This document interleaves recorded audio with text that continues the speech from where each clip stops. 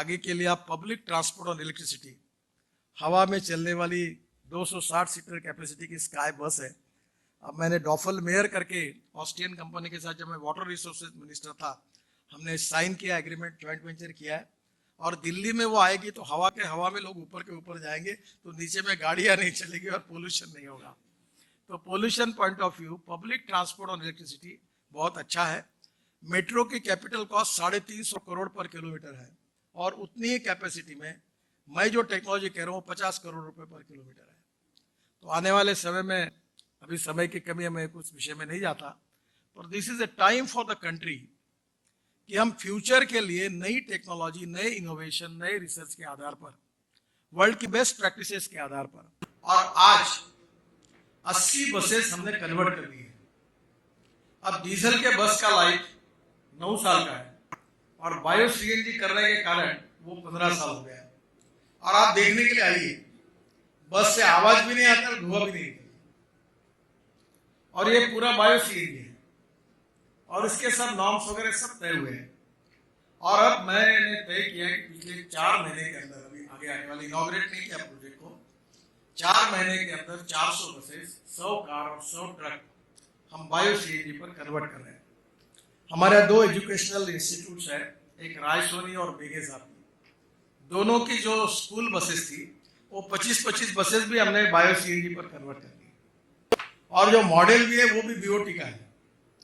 जो किट है वही पैसे लगा रहा है, और जो बचत है, नागपुर म्युनिसिपल कॉर्पोरेशन का ट्रांसपोर्ट का घाटा 60 करोड़ रुपए साल का है, और 1 साल के अंदर ये जीरो हो जाएगा।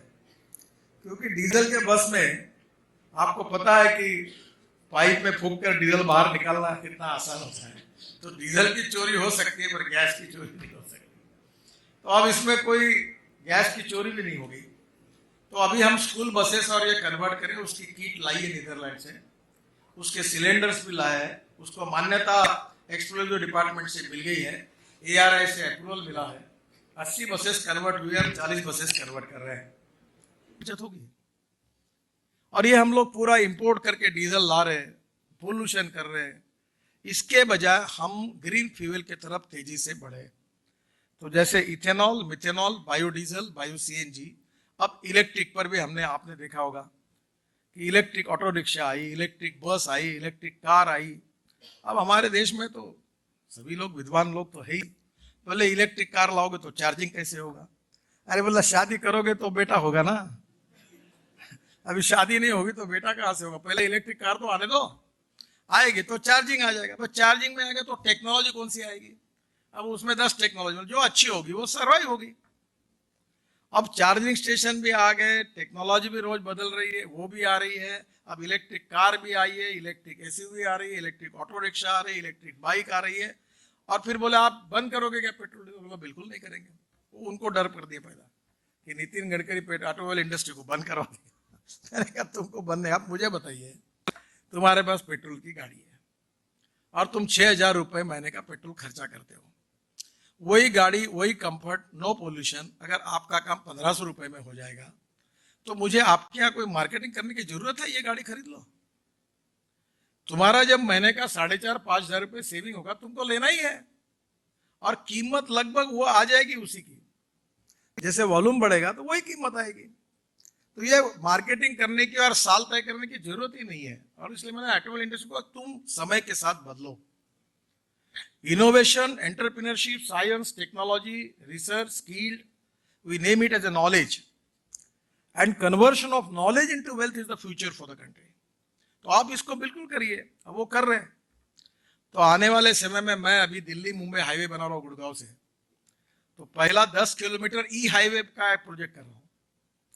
अब सरकार में आउट ऑफ बॉक्स कुछ भी करना तो तकलीफ तो होती है, तो कभी कभी सबको समझाते समझाते काफी समय चला जाता है।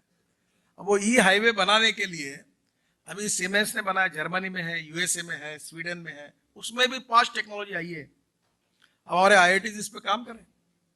और आज वो इलेक्ट्रिक हाईवे 10 किलोमीटर में, तो दिल्ली से मुंबई ये ग्रीन हाईवे बना रहा हूं, और हमारे इंजीनियर्स ने एक हाईवे पे 16,000 करोड़ लैंड एक्विजिशन में बचा है, क्योंकि हमने अलाइनमेंट बदल दी। 220 किलोमीटर डिस्टेंस कम हुआ, और backward and tribal area of Rajasthan, Madhya Pradesh, Gujarat और महाराष्ट्र और हरियाणा सिलेक्ट किया। अब लगभग काम भी शुरू हुआ है और ये 220 किलोमीटर डिस्टेंस भी कम हो गया है। मेरा सपना है, मैं तो हूँ, ये 5 साल पूरे होने, 3 साल के अंदर दिल्ली से मुंबई आप 12.5 घंटे में पहुंच जाओगे अपने कार लेकर। अब उसको मैं कह रहा हूँ कि एक ट्रक अभी दिल्ली से मुंबई 1 महीने में 7 ट्रिप मारता है। अगर ये हाईवे बन जाएगा तो वो 10 से 11 ट्रिप मारेगा। उसका 200-250 किलोमीटर पर डे के बजाय 400 किलोमीटर पर डे चलेगा।